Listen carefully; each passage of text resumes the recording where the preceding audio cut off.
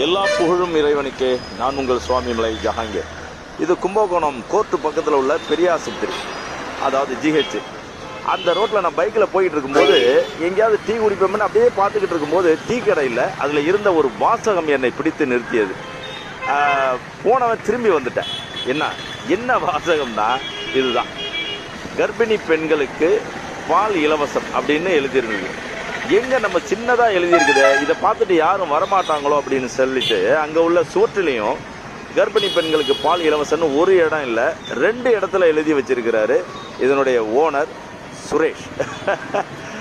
அப்போது அந்த பக்கம் போய் பார்க்கும்போது இங்கே புறநோயாளிகள் வந்து போகக்கூடிய இடம், ரொம்ப பிஸியான ஏரியா, அது பிஸியான இடம். அதேமாதிரி ஆப்போசிட்டில் பார்த்தீங்கன்னா எமர்ஜென்சியும் இருக்குது.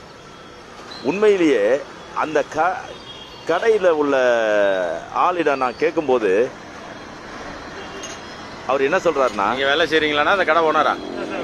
வேலை செய்றியா? ஆனால் வந்து வாங்குறாங்களா ரெகுலரா? அப்படியா? Very good.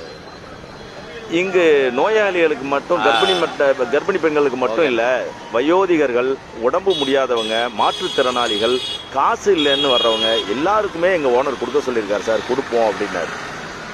மனசு தான் சார் கடவுள். நான் உங்கள் சுவாமிமலை ஜஹாங்கீர். இதுபோல எண்ணம் உள்ளவர்கள்